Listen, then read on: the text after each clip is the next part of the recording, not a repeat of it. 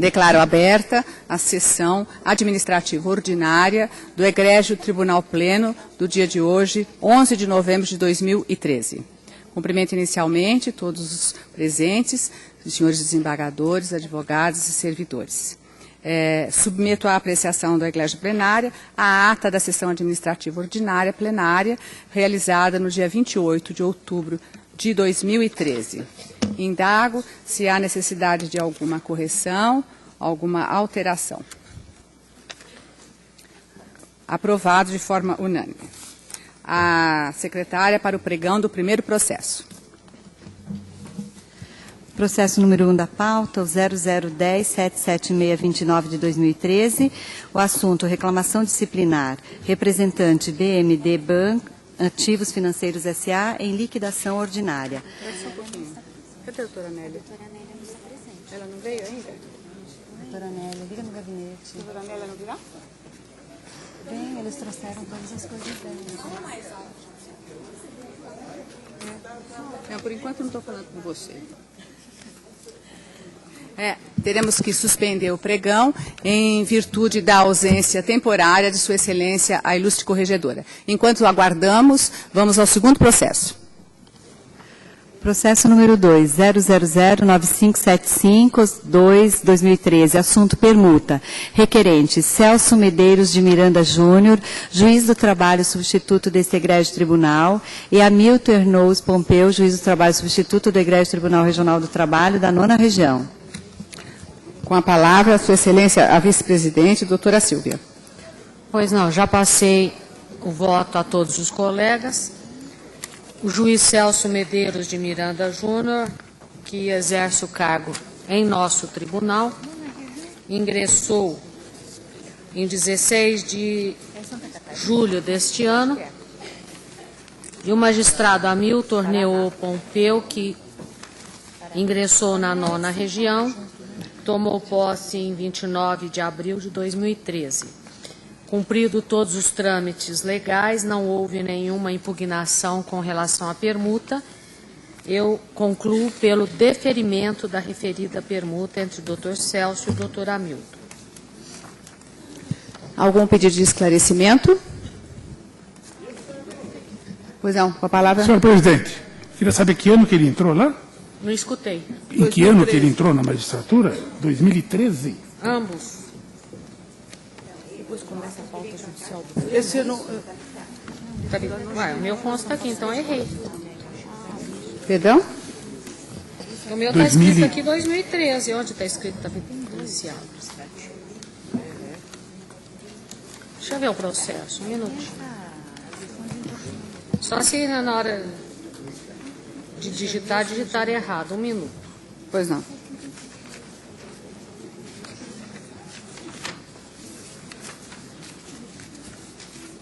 O cara não tem nem...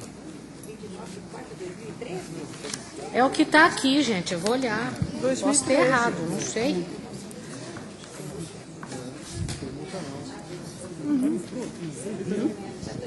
2013. Nomeação, posse e exercício também 2013.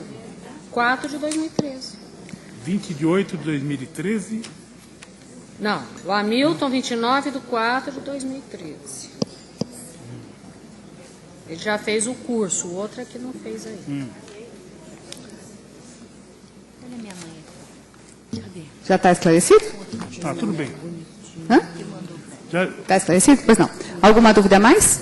Eu tenho uma divergência, senhora presidente. Por favor, eu gostaria que registrasse. Eu voto pelo indeferimento da permuta por ausência de interesse administrativo. Consta aqui do voto da senhora relatora, vice-presidente administrativa, que o magistrado Hamilton, que para cá pretende vir, oriundo da 9ª Região, ingressou aos quadros da magistratura em 2013, né? Agora em 2013, abril de 2013, 29 de 4 de 2013.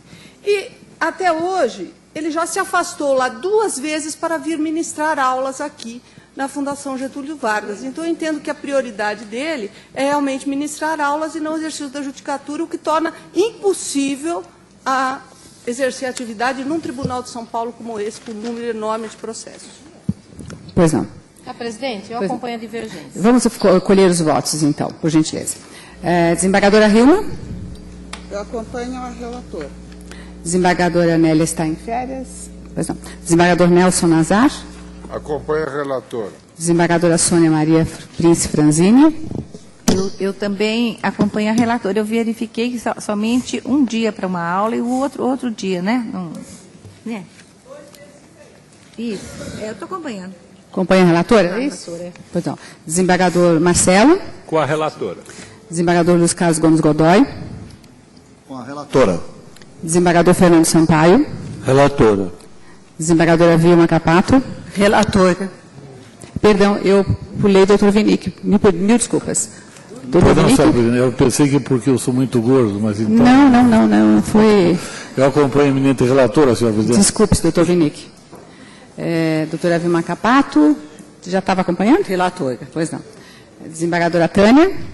Acompanho a relatora. Desembargadora Rosa Maria Zúcaro? Com a relatora. Desembargadora Ana Maria Contrúcio? Com a relatora. Desembargadora Maria Ângela? Indefiro a pergunta. Desembargadora Mércia? Com a relatora. Desembargador Wilson Fernandes? Com a divergência. Desembargador Luiz Vidigal? Senhor presidente, eu vou acompanhar a divergência também, inclusive pelo exíguo tempo que tem cada um deles. Acho que não chega nem a 6 meses. Eu indefiro. Pois não. Desembargador Eduardo de Azevedo Silva? Com a relatora. Desembargador José Carlos Fogaça? Com a relatora. Desembargador José Roberto Carolino? Com a relatora. Desembargador Ricardo Trigueiros? Com a relatora. Desembargador Rovirso Boldo? Com a relatora. Desembargadora Sônia Aparecida Gindro? Com a relatora. Desembargador Sérgio Junqueira? Com a relatora. Desembargadora Cândida? Com a relatora. Desembargadora Lisete? Com a relatora. Desembargadora Jane já votou, no sentido de negar. Desembargador José Rufo? Relatora? Pois não. Desembargadora Ivani? Com a relatora. Desembargadora Ana Cristina Pettinati? Relatora. Desembargadora Ivete? Relatora. Desembargadora Silvia Almeida Prado? Relatora. Desembargador Sérgio Pinto Martins? Com a divergência. Desembargadora Marta Casadei? Desembargador Davi Furtado? Com a relatora. Desembargadora Maria da Conceição Batista? Com a relatora. Desembargadora Sônia Maria Foster do Amaral? Com a relatora. Desembargadora Rita Maria Silvestre? Com a relatora. Desembargadora Rosa Maria Vila? Com a relatora. Desembargador Jomar? Com a relatora. Desembargadora Maria Cristina Fisch? Com a relatora. Desembargadora Magda? Com a relatora. Desembargador Carlos Zuzek? Com a relatora. Desembargador Salvador? Com a relatora. Desembargadora Maria de Lourdes Antônio? Acompanho a relatora. Desembargador Francisco Ferreira Jorge Neto? Com a relatora. Desembargador Oliver Malhadas? Com a relatora. Desembargadora Doris? Com a relatora. Desembargadora Leila?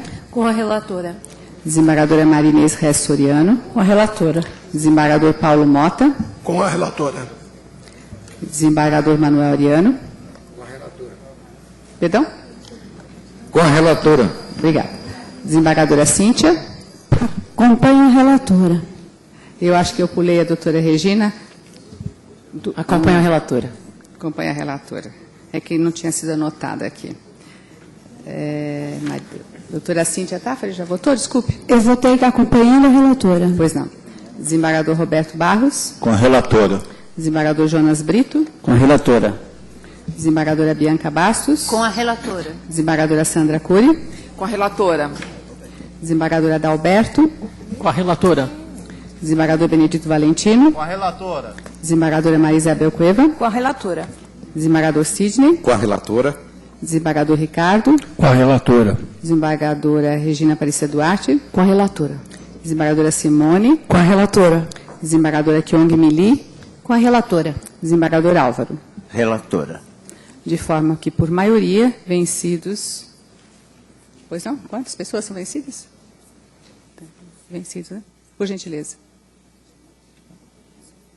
Doutora Maria Ângela, doutor Wilson Fernandes, doutor Vidigal, doutora Jane, Sérgio Pinto. Vencidos esses 4 ou 5?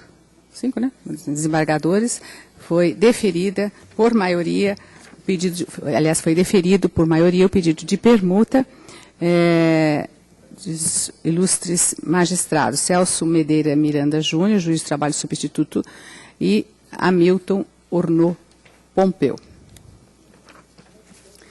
Vamos, então, ao processo de número 1.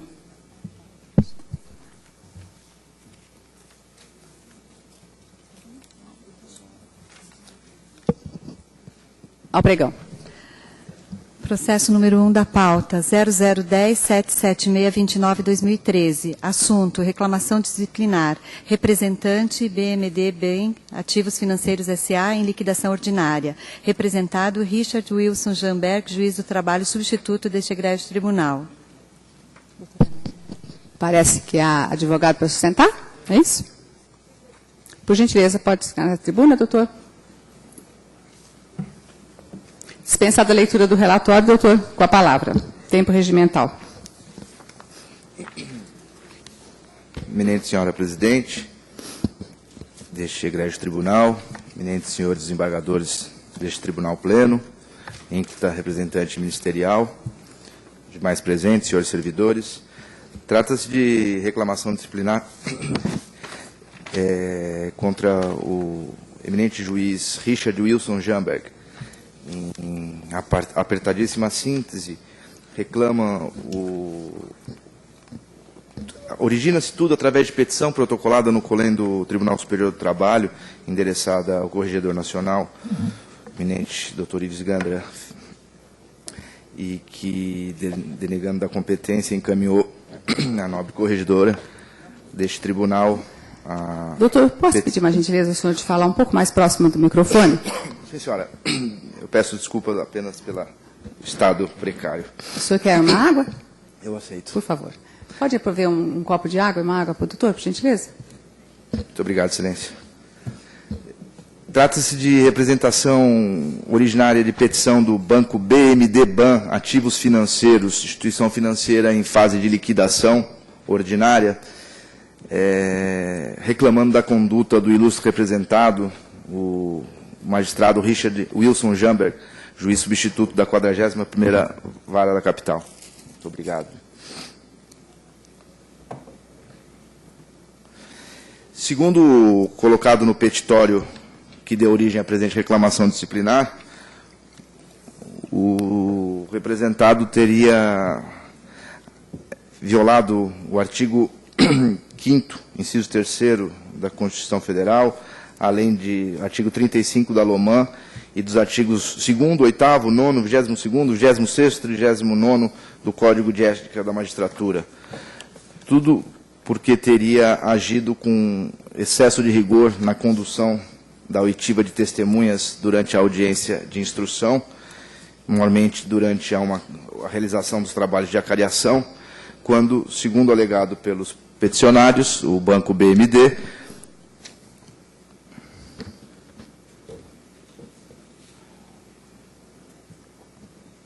o magistrado teria se comportado de maneira inadequada e ofendido as partes, amedrontando elas e agindo em descompasso com o que se espera da conduta de um magistrado.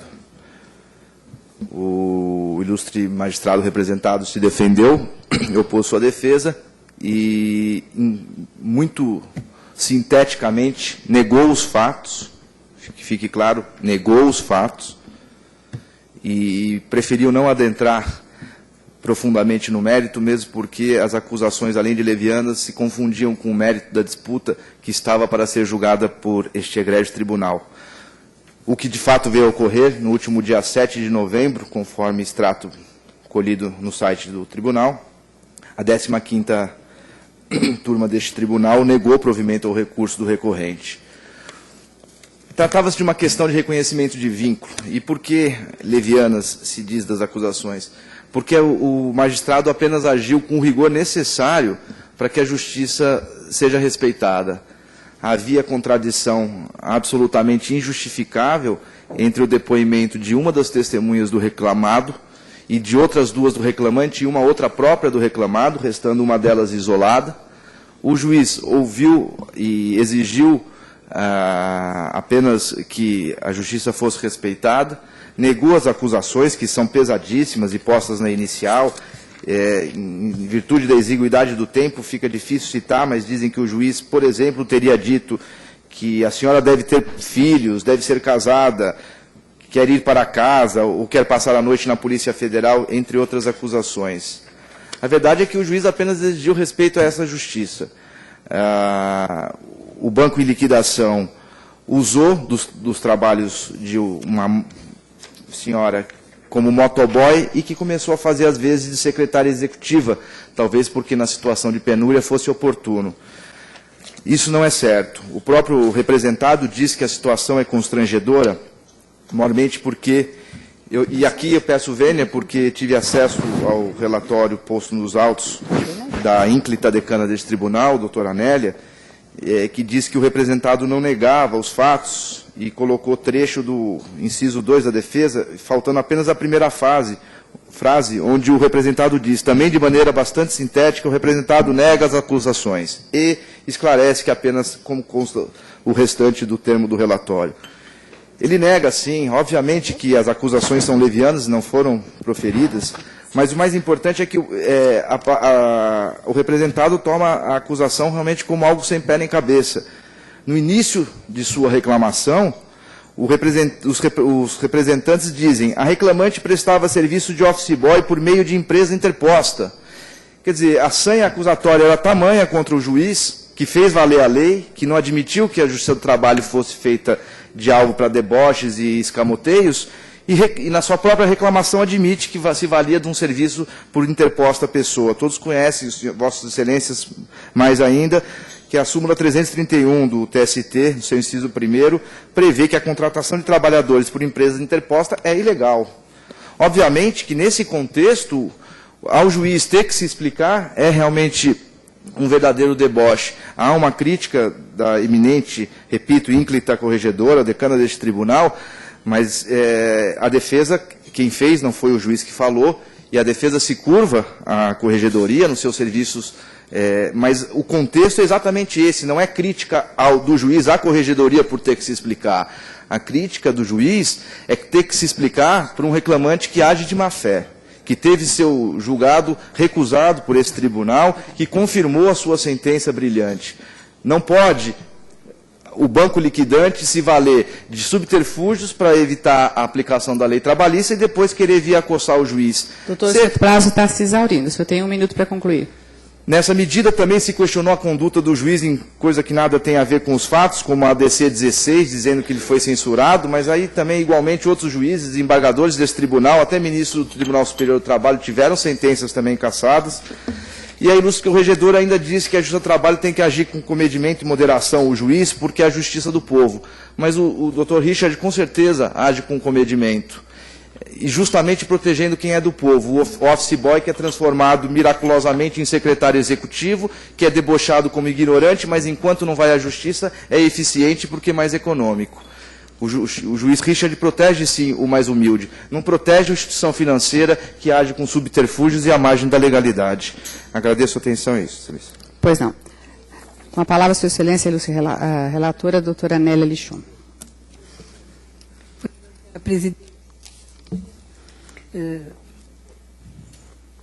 Alega o representante em sua petição, dirigida à Corregedoria, que o juízo representado durante a audiência no processo número que eu indico, teria intimidado de forma desmesurada as testemunhas, agindo de forma parcial, e eu cito... Senhor presidente... Pois não. Eu me permito uma parte, eu acho que está acontecendo algum problema com o aparelho de som, que não é só no presente caso, mas de uma maneira geral estamos com dificuldade. É verdade, o senhor tem toda a razão.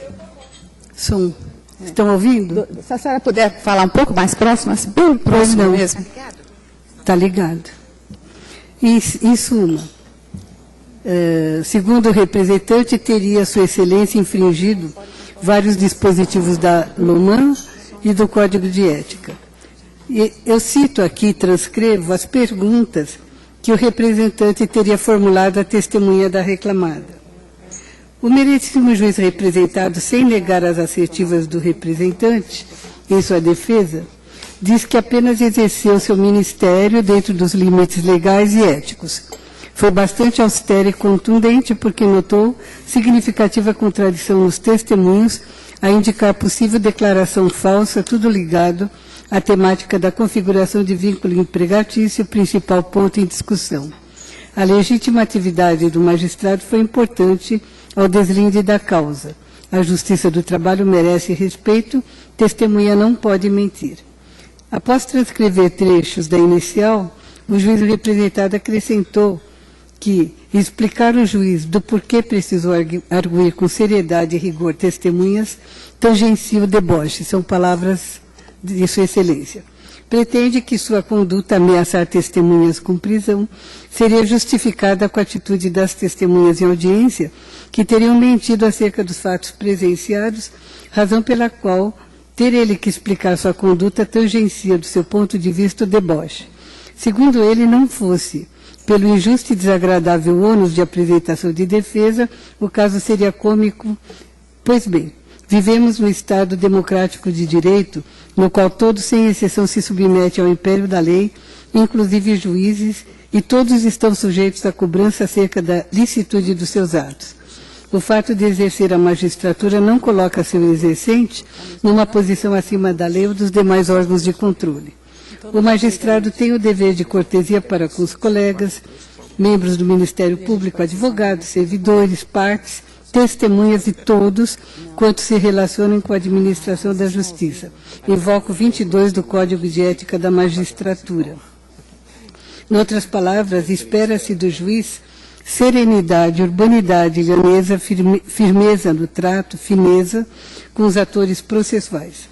Não pode o magistrado adotar atitude não condizente com o cargo que exerce, sob pena de desmerecer todo o arcabouço jurídico pátrio. Se na hipótese convenceu-se o juiz representado de que teriam as testemunhas prestado falso testemunho, poderia tornar a adverti-las, na forma da lei, comedidamente, de modo a lembrá-las de que poderiam vir a ser criminalmente processadas. Nada mais que isso, a meu ver. De fato, a testemunha em juízo assume o compromisso de relatar a verdade, e a lei penal arrola o crime e as sanções penais aplicáveis àquele que pratica o crime de falso testemunho. A testemunha não deve mentir, pois está ciente das consequências, mas se mentir, poderá vir a ser incurso em crime capitulado em lei. Desta forma, ameaças e destemperanças do juiz, sob o fundamento de buscar a verdade ou encurtar a fase probatória, não se mostram admissíveis, pois, neste caso, os fins não justificam os meios. De outra banda, a Justiça do Trabalho é tradicionalmente a justiça do homem trabalhador, do operário, de pessoas de poucos conhecimentos, e, no mais das vezes, sua última esperança contra o poderio econômico do detentor do capital. E é sob essa ótica que o juiz deve atuar, sem amedrontar nem intimidar quem quer que seja, buscando com sua atuação serena, tranquila, comedida, distante das paixões que movem os litigantes, conduzir o processo. Neste compasso, não se mostra em consonância com os artigos 2º, 8º, 9º, 22, 26, 39, Código de Ética, 35, 4 da Lei Complementar 35 de 79, a presente conduta do magistrado, consistente em ameaçar e intimidar testemunhas com excessivo rigor, como relatado pelo representante e não negado pelo representado. Entende esta corregedoria, portanto, que a conduta do magistrado representado deve ser devidamente apurada por intermédio de processo administrativo. Eu encaminhei os autos à vice-presidência administrativa e opino pelo regular processamento, aplicando-se ao representado pena de advertência. É meu voto. Pois não. Sua Excelência, a adulta desembargadora corregedora regional vota, portanto, pela abertura do processo administrativo disciplinar. Em seguida, vota desembargador Nelson Nazar. Senhora Presidente, eu acompanho, mas acho impróprio a propositura da pena de advertência no dispositivo do voto. Então, apenas essa pequena divergência. Entendo que, após relatado, e se houver efetivamente a condenação do magistrado, aí sim vai se verificar se é ou não a questão de aplicabilidade de pena de advertência ou de outra pena qualquer. Pois não. Desembargadora Sônia Franzini. Estou acompanhando a relatora. Desembargador Sérgio Vinick. Acompanho a divergência, senhora presidente. Desembargador Marcelo. Acompanho a relatora. Senhora presidente, eu dei uma olhada nos autos. Ele alega nos ofícios que os seguranças do tribunal são agentes da Polícia Federal. Eu acho que isso tudo leva a crer que é mentira. Mas isso depois o relator sorteado vai verificar isso com melhores olhos. Tá. Pois não. Desembargador Luiz Carlos Godoy. Senhora presidente, na última sexta-feira, por ocasião da apresentação do relatório da Corregedoria Geral da Justiça do Trabalho, a ilustre magistrada desembargadora Regina teve a oportunidade de mencionar que os juízes mais antigos seriam muito rigorosos no seu julgamento, quem sabe talvez pela distância temporal da realidade que enfrentavam quando estavam na primeira instância. Eu não me manifestei naquela oportunidade porque entendi que o cenário e a competência para apreciação a respeito de votos dos magistrados é este tribunal pleno, e não aquela sessão na qual a única palavra realmente oficial seria do Corregedor-Geral. E eu ouso discordar de Sua Excelência. Eu não sou certamente dos mais antigos, aliás, não sou o decano, como chegou aqui algum dia alguém a manifestar. Infelizmente não sou, seria uma honra. E também não direi quem é, no mínimo por cavalheirismo. Mas eu não sei que grupo se possa identificar como os mais antigos, porque nós teríamos que ter um parâmetro. Mais antigos em relação a quem? Se for ao último colega que foi recém-empossado, Donizete, então todos somos antigos. Se for em relação aos que foram empossados há 2 anos, os demais serão os mais antigos. Então eu não consigo identificar isso. Por isso também nem me aventuro a falar em nome dos mais antigos, nem tenho procuração deles para isso. Eu só posso dizer, do que me diz respeito, que entendo decidir sempre segundo o meu livre convencimento motivado. É a única coisa que pode me pautar.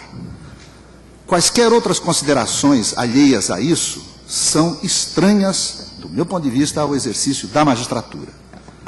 E entendo que deve sim se considerar, para comparação, quando se trata da conduta de um magistrado, aquilo que de ordinário acontece. Quando se trata, por exemplo, da baixa produtividade de um magistrado, o que se deve ter em conta é a produtividade dos demais magistrados. Essa é uma realidade que nos cerca e não podemos ignorar. Assim como também, quando se trata de uma situação como essa, em que o magistrado é imputado de não agir com cortesia, acho até que a cortesia aqui vai na conta do exagero do próprio Código de Ética da Magistratura, porque o que a lei orgânica se refere é a falta de urbanidade, o que é um pouco menos do que a cortesia, mas é um dever também. E não sei se o ilustre magistrado se portou dessa ou daquela maneira, mas eu quero, com o rigor das provas dos autos que virão, certamente se for acolhida a proposta da eminente corregedora, aí sim julgarmos com o mesmo rigor que o ilustre magistrado diz agir em relação às partes e pessoas que participam das audiências sob sua presidência. Por essas razões, e com estas razões, eu acompanho a eminente corregedora. Pois não. Desembargador Fernando Sampaio. Acompanho a relatora. Desembargadora Vilma Mazei Capato. Acompanho a relatora. Desembargadora Tânia. Com a relatora. Desembargadora Rosa Maria Zúcaro. Com a relatora. Desembargadora Ana Maria Contrúcio. Com a relatora. Desembargadora Maria Ângela Muraro. Com a divergência. A divergência seria... Seria a senhora somente após pois não. A senhora acompanha a abertura? Sim. Só quanto à penalidade. Pois não. Desembargadora Mércia Tomazinho. Com a relatora. Desembargador Wilson Fernandes. Com a relatora. Desembargador Luiz Antônio Vidigal. Com a relatora. Desembargador Eduardo de Azevedo Silva. Com a relatora. Desembargador José Carlos Fogaça. Com a relatora. Desembargador José Roberto Carolino. Com a relatora. Desembargador Ricardo Arthur Costa e Trigueiros. Com a relatora. Desembargador Rovirso Boldo. Com a relatora. Desembargadora Sônia Aparecida Gindro. Com a relatora. Desembargador Sérgio Junqueira. Com a relatora. Desembargadora Cândida Alves Leão. Com a relatora. Desembargadora Lisete. Com divergência aberta pelo desembargador Nazar. Pois não. Desembargadora Jane. Com a relatora. Desembargador José Rúfulo. Eu divirjo, Excelência. E Perdão? não acompanho a divergência do doutor Nazar. Eu divirjo quanto ao final. A atitude do juiz não foi de negligência. Única que permite que se aplique a pena de advertência. Na verdade, ele agiu, se isso ficar provado, com procedimento incorreto. E procedimento incorreto deságua em censura. Pois não. E não em negligência. Daí porque eu Entende que deve ser aplicada censura. Pois não. Desembargadora Ivani. Com a divergência. De quem, por favor? Com a divergência do doutor Nazar. Iniciada pelo doutor Nazar. Isso.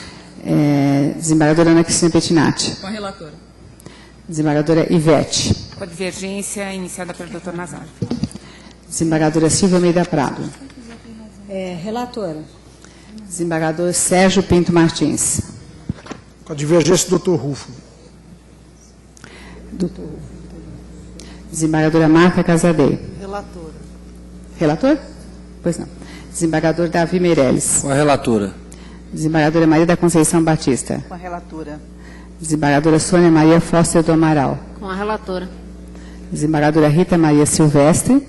Senhor presidente, parece-me que aqui não é uma questão de apresentar uma divergência, porque a ilustre corregedora está opinando. Ela está opinando pela pena de advertência. Então, quando o processo for sorteado e houver um relator, ele que vai, de fato, enquadrar. Então, não me parece que cabe aqui nenhuma divergência, acompanhar ou não acompanhar. Mas eu acompanho a relatora. Pois não. Desembargadora Rosa Maria Vila. Acompanho. A relatora, né? A relatora, sim. Desembargador Jomar. Com a divergência do doutor Nazar. Desembargadora Maria Cristina Fisch. Com a divergência do doutor Nazar. Desembargadora Magda. Pelo arquivamento.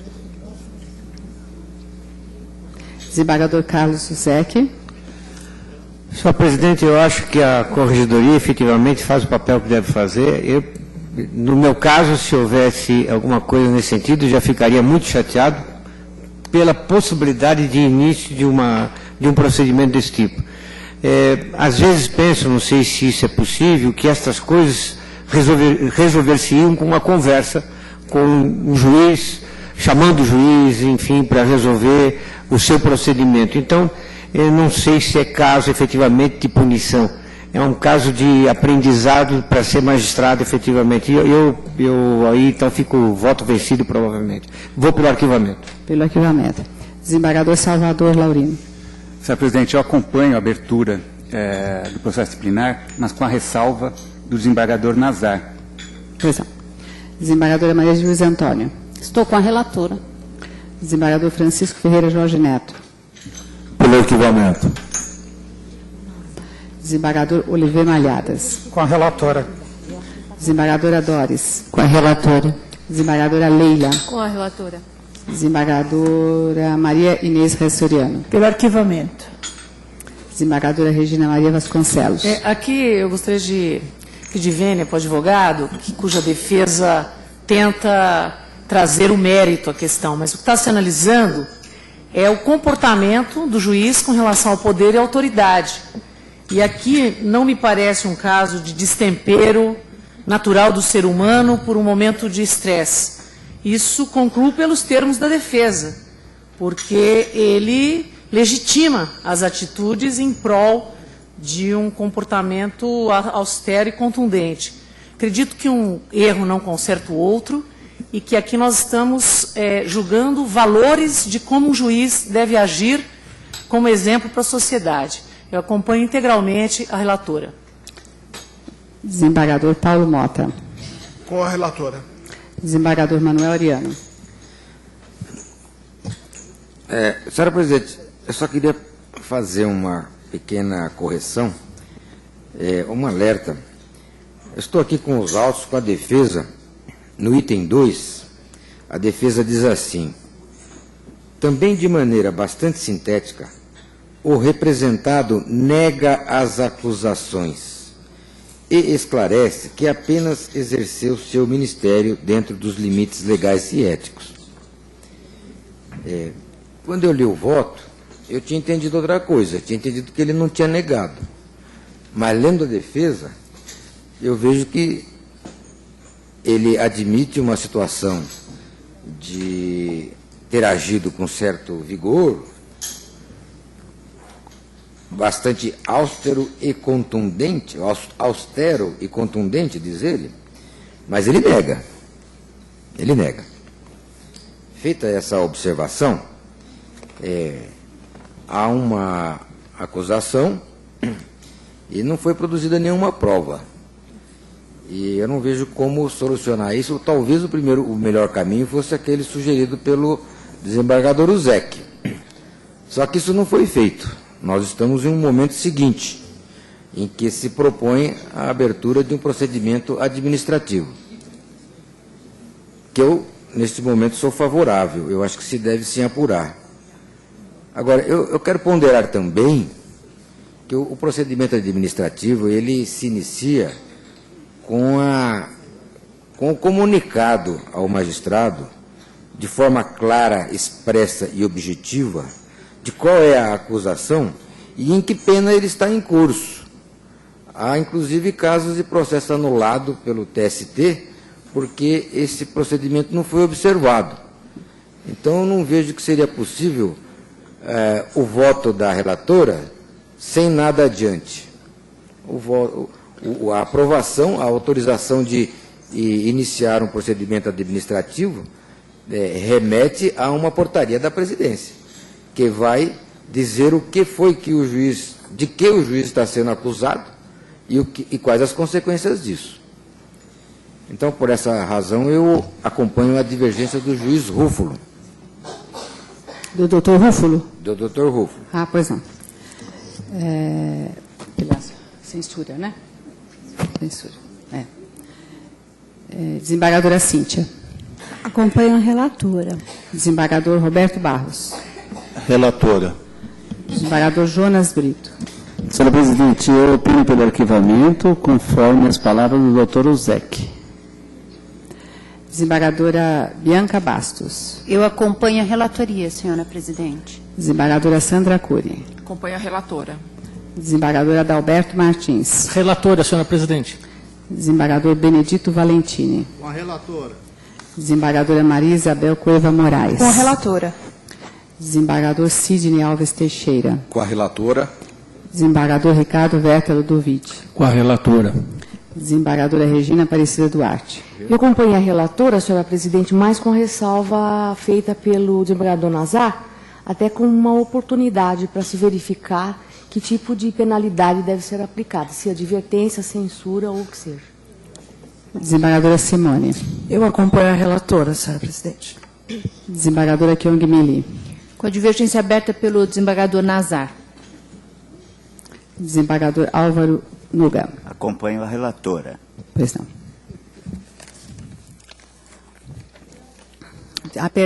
Ainda existem duas pessoas. Presidente. Desembargadora Silvia Regina Pondé. Acompanho a relatora. Desembargadora Hilma Emetério. Com a relatora. Com a relatora. Alguém queria se manifestar? Não, eu queria retificar o voto para acompanhar a divergência do desembargador Nazar, eliminando-se da proposta a pena de advertência. Pois não. Doutora Nécia também. Pois não.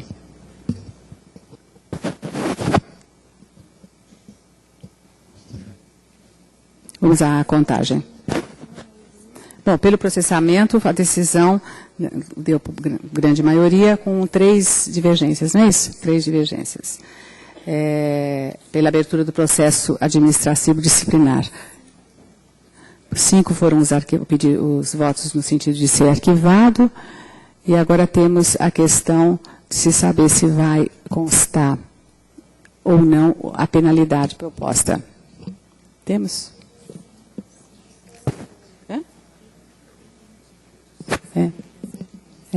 A dota maioria entendeu que deve constar no regular processamento da medida a penalidade proposta por Sua Excelência, que é a de advertência. Essa é a conclusão do processo. Portanto, vamos agora ao sorteio.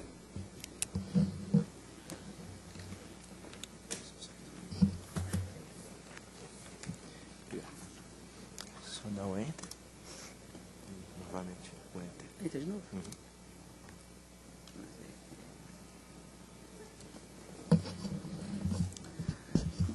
Coube a relatoria, Sua Excelência, doutora Sônia Maria Foster do Amaral.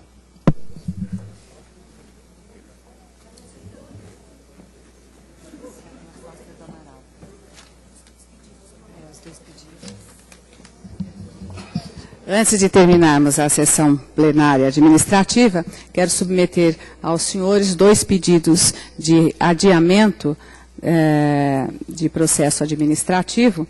O primeiro deles, relativamente ao processo 0010-294-81 de 2013, de relatoria de Sua Excelência, doutora Cândida Alves Leão.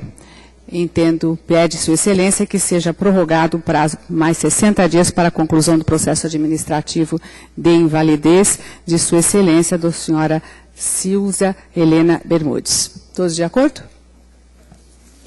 No mesmo sentido, Sua Excelência, o desembargador Sérgio Vinick, relator do processo administrativo 00-102-9566 de 2013, pede também a dilação por mais 30 dias do prazo legal fixado para a proposta de conclusão do processo de Sua Excelência, a doutora Ivone Souza Toniolo.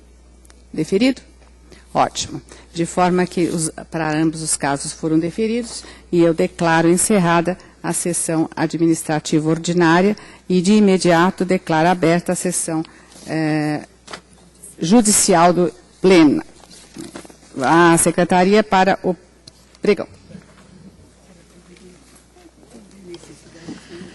Processo 000-654811 de 2013, arguição de inconstitucionalidade, relator, excelentíssimo senhor desembargador Jonas Santana de Brito e revisora, excelentíssima desembargadora Bianca Bastos. Arguente, União, matéria, inconstitucionalidade do disposto do parágrafo 1º do artigo 5º do Decreto-Lei número 1569, de 77, também quanto à execução de multa administrativa aplicada por órgão de fiscalização do trabalho. Procuradora doutora Simone Aparecida Vencique Azeredo.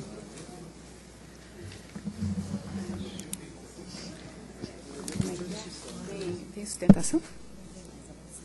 Ah, tá. Okay.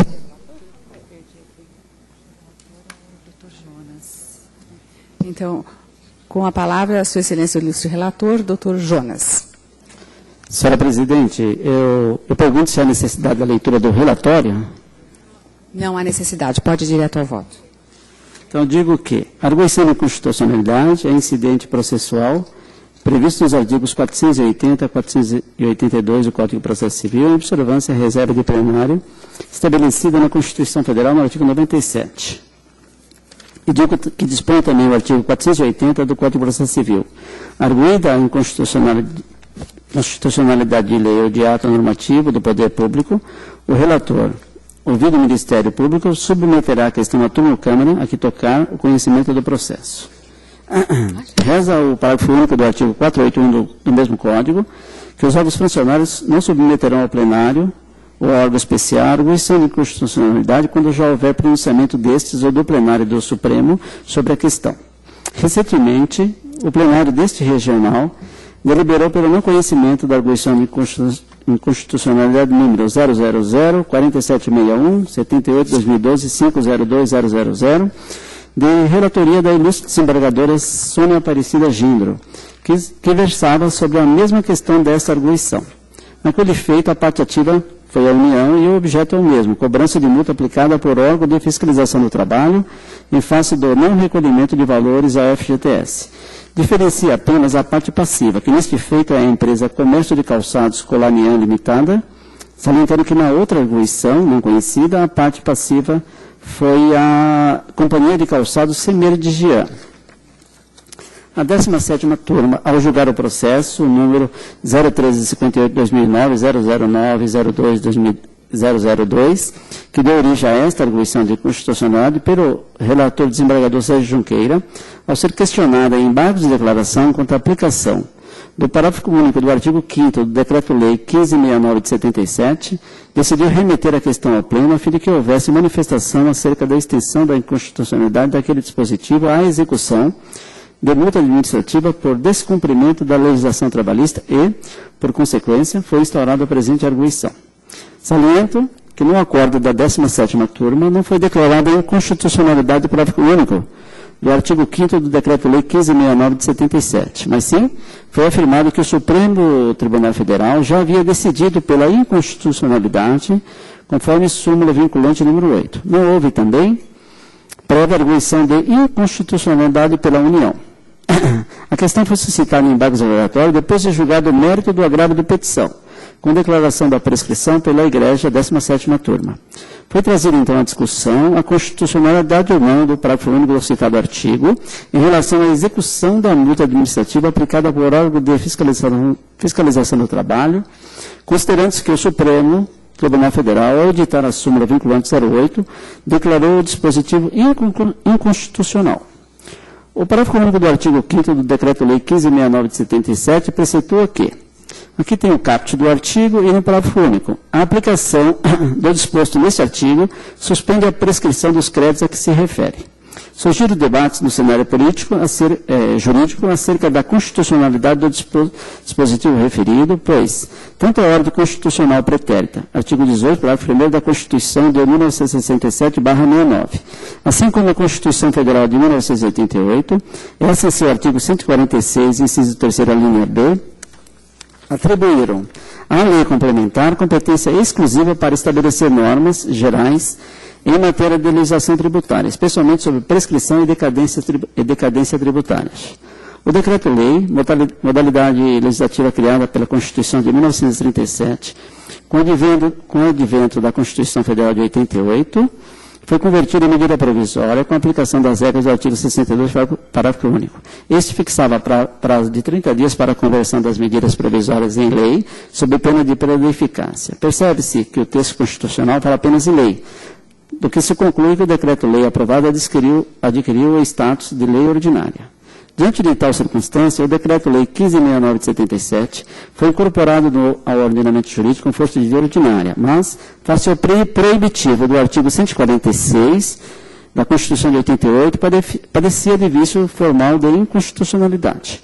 Após intensos debates acerca da matéria, o Supremo sedimentou um entendimento predominante acerca da questão, editando a súmula vinculante número 8, segundo a qual são inconstitucionais o parágrafo único do artigo 5º do Decreto-Lei 1569 de 77 e os artigos 45 e 46 da Lei 8.212 de 91, que tratam de prescrição e decadência de crédito tributário. Nota-se que há indicação no final do verbete aos créditos de natureza tributária, do que se poderia concluir que, em relação aos créditos da Fazenda Nacional de natureza não tributária, tal qual a multa administrativa não há descompasso com a Constituição Federal. Ocorre, entretanto, que não há ressalva na referida súmula 08, quanto à limitação da inconstitucionalidade. E se o dispositivo foi considerado inconstitucional por se tratar de lei ordinária, daí não se poderia presumir de forma segura que, em relação à dívida ativa, oriunda de débito não tributário seria válido. O parágrafo 2º do artigo 39 da Lei 4.320/64 apresenta a definição da dívida ativa tributária e da dívida ativa não tributária, que aqui eu deixo de ler, excelência, trata-se de texto legal. E também o caput do artigo 2º da Lei 6.830 estabelece, da mesma forma. Continuando, a execução de multa imposta por descumprimento da legislação trabalhista enquadra-se na categoria de dívida ativa da União, de natureza não tributária e, em tese, poderia sofrer a incidência do parágrafo único do artigo 5º do Decreto-Lei 1569 de 77. Todavia, como visto, o Supremo Tribunal Federal decidiu que o texto legal é inconstitucional, editando a súmula 28, a súmula vinculante 08. É de ver-se, portanto, que o Supremo Tribunal Federal, sem qualquer restrição, considerou inconstitucional o parágrafo único do Decreto 1569 de 77.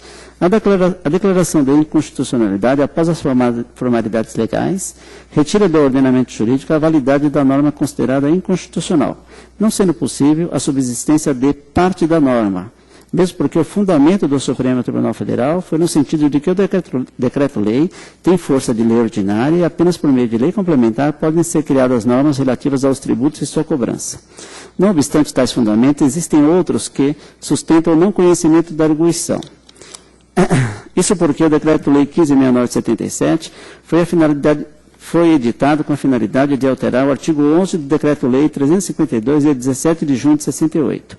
Esse Decreto-Lei 352 trata do parcelamento, multa e juros de dívidas com a União oriundas de imposto de renda em atraso não recolhido. E assim, o caput do citado Decreto-Lei 15.69 de 77 certamente tratou desse tipo de débito e o parágrafo único, texto de lei sobre análise, apenas ao mesmo se refere, vez que aqui leio o parágrafo único que diz: a aplicação do disposto nesse artigo suspende a prescrição dos créditos a que se refere. E eu também cito aqui o artigo 1º do Decreto-Lei 352 de 68, que tratando esse texto legal eu me abstenho de ler. Continuando, e assim é de se interpretar que o artigo 5º, parágrafo único do Decreto-Lei 15.69 de 77, não trata de dívida ativa geral em relação à União, mas apenas da dívida ativa, cujos elementos definidores estão no Decreto-Lei 352, de 17 de junho de 68, que dispõe, conforme afirmado, sobre dívidas de imposto de renda. Deste modo, a interpretação da Egrégia 17ª Turma, no sentido de que o citado texto de lei não poderia ser aplicado, porquanto já havia sido declarado inconstitucional pelo Supremo Tribunal Federal, não merece reparo e nem propicia ou permite análise pelo pleno desse tribunal da arguição de inconstitucionalidade. Portanto, certamente que não poderia a 17ª Turma desse tribunal decidir pela inconstitucionalidade ou constitucionalidade do texto, vez que, inserido em lei que trata de imposto de renda, que é tributo, não detendo competência jurisdicional para tanto. A declaração de inconstitucionalidade pelo Supremo em relação ao parágrafo único do artigo 5º do Decreto-Lei 15.69 de 77 restringir-se ao crédito tributário da União, exatamente porque a norma supracitada apenas ao mesmo se refere. Não fosse por esses fundamentos, a arguição também não poderia ser conhecida, vez que a vigência do artigo 5º pode ser questionada, vez que a Lei 11.941 de 2009, alterando a Lei 9.873 de novembro de 99, estabeleceu nos artigos 1A e 8º a prescrição de 5 anos e no artigo 8º revogando as leis que dispõem em sentido contrário. Além desses fundamentos, tal como na arguição de inconstitucionalidade 00476, como eu já havia citado, não houve declaração prévia do colegiado, 17ª Turma, acerca da inconstitucionalidade da lei em comento, com suspensão do julgamento e remessa dos autos ao pleno. Não é possível, então, remeter os autos ao pleno apenas para obter interpretação sobre a extensão da súmula vinculante 08, com o intento de confirmar o entendimento já adotado pela 17ª Turma. Diante desses fundamentos, eu não conheço da presente arguição e determino o retorno dos autos à 17ª Turma para o regular prosseguimento. Pois não. Com a palavra a doutora revisora, a doutora Bianca Bastos. Pois não, senhora presidente. Eu acompanho o senhor relator em relação ao não conhecimento, adoto seus fundamentos, fiz uma pesquisa. Agora, eu tenho uma pequena restrição em relação à interpretação quanto ao alcance da declaração de inconstitucionalidade do parágrafo único do artigo 5º. Porque, na medida em que o artigo 5º trata de dívida ativa, e como o voto muito bem fundamenta, a dívida ativa abrange não só os créditos de origem tributária, mas também os de multa administrativa, como aquele que é tratado no acórdão da 17ª Turma, e como o STF já tem súmula vinculante a respeito, eu entendo, tal qual o voto, que esse artigo foi declarado inconstitucional e que não cabe mais a nenhum tribunal se manifestar sobre a constitucionalidade do mesmo. Esse controle de constitucionalidade, entendo, já foi realizado. A pequena discrepância do meu entendimento é que o artigo 5º fala de dívida ativa e não de crédito tributário. Para mim, a súmula vinculante 8 do STF apenas tem em seu verbete a menção a crédito tributário, porque os recursos extraordinários que são precedentes, eu tenho uma pequena relação deles aqui, à época da declaração de inconstitucionalidade, que foi 12 de junho de 2008, eles se originaram de processos que discutiam créditos tributários. Eu tenho aqui uma pequena relação, não consegui consultar todos, mas eu verifiquei num livro de doutrina, tenho até aqui a citação, se alguém quiser a referência, que a origem, os precedentes foram em relação a crédito tributário, e por isso eu entendo que a ementa da súmula vinculante trata dessa forma. Mas eu acompanho integralmente os fundamentos com essa pequena, não chega a ser nem restrição de fundamentação, chega a ser um entendimento acrescido, um fundamento acrescido para não conhecer a arguição. Esse é o meu voto, senhora presidente. Pois não. Algum pedido de informação, prestação? Alguma dúvida? Haverá alguma divergência? Pois não, doutor Nelson. O não conhecimento dessa arguição de inconstitucionalidade me parece que adentrou ao mérito do que foi requerido na própria arguição de inconstitucionalidade. Data vênia, o que é estabelecido nas súmulas vinculantes tem a estrutura, não tem a amplidão estrutural que possui as normas legais e que, portanto, elas devem ser interpretadas em sentido estrito, de modo que essa arguição de inconstitucionalidade, eu vou, respeitosamente, em relação ao voto do doutor relator, eu vou conhecer para que possa ser examinado o mérito dessa arguição.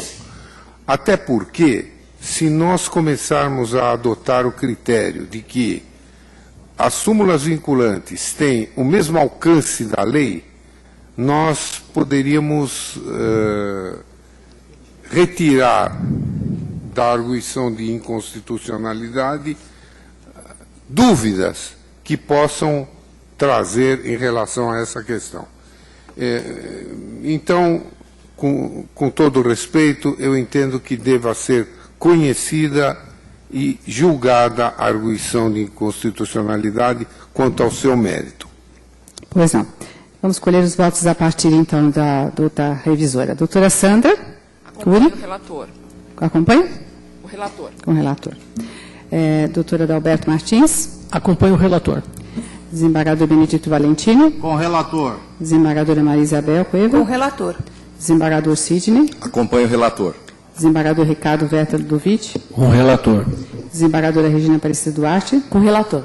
Desembargadora Simone. Com o relator. Desembargadora Kyung Meli. Com o relator. Desembargador Álvaro Noga.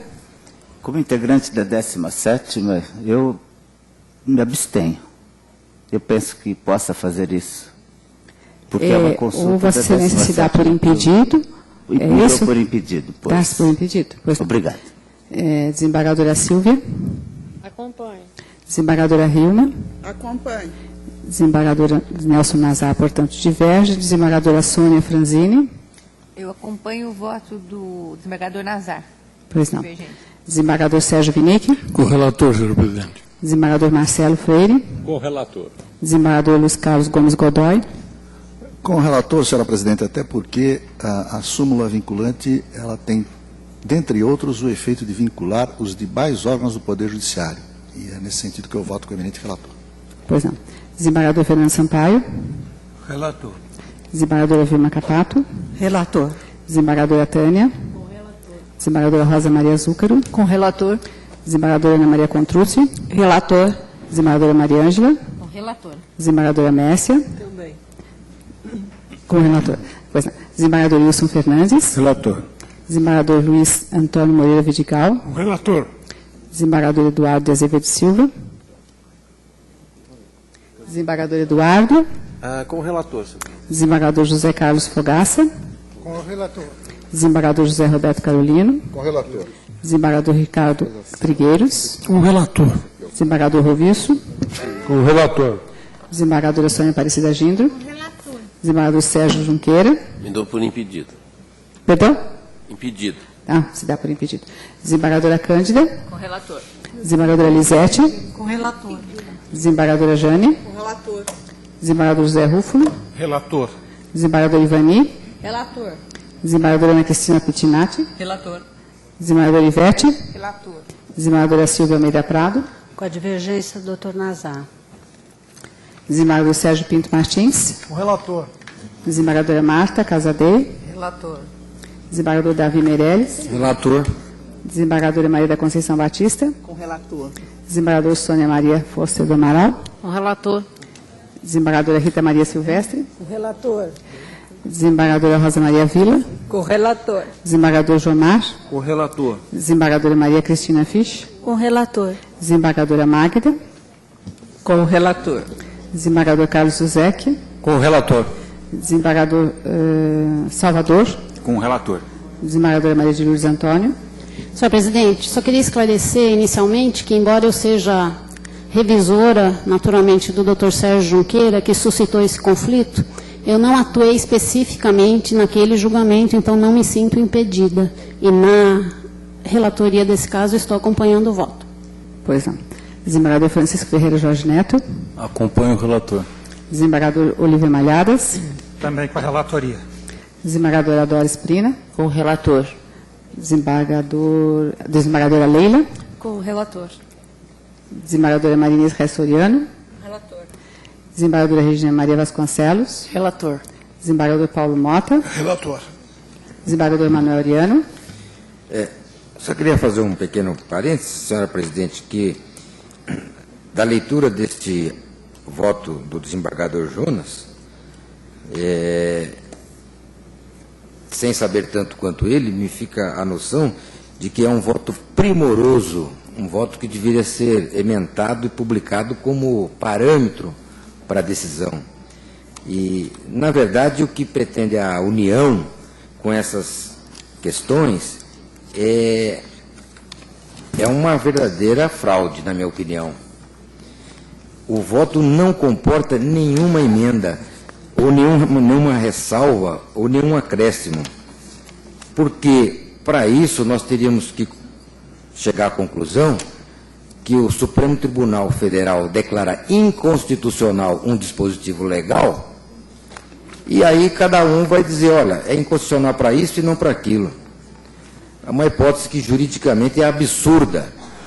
Se o dispositivo legal foi declarado inconstitucional, ele ou foi erga omnes, ele serve para toda e qualquer decisão. O que se inventa é que o dispositivo legal declarado inconstitucional não se aplica à hipótese de cobrança de multas administrativas. E o que a União faz? Ela fala, a súmula não se aplica a questões relativas à dívida de cobrança de multa. Quer dizer, a União virou a questão de ponta cabeça para dizer que a súmula não se refere à hipótese quando é a norma que não trata da hipótese que a União insiste em trazer como fato impeditivo da suspensão da prescrição, que está claramente definido, inclusive em outros diplomas posteriores. Eu quero parabenizar o desembargador Jonas pelo primoroso voto que eu acompanho integralmente. Pois não. Desembargadora Cíntia Tafari. Acompanho a relatora. Desembargador Roberto Barros. Acompanho o relator. E chegamos ao desembargador Jonas.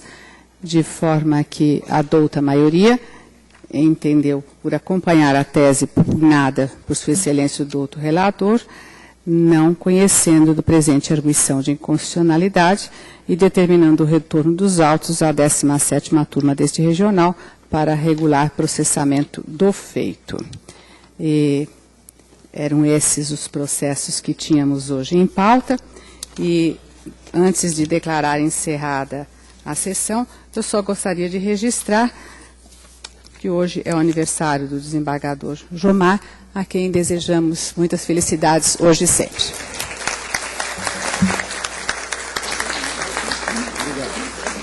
Obrigado, Excelência. Quero registrar também que recebi o seu belo cartão. Ah, obrigada. Não vai ter bolo, não.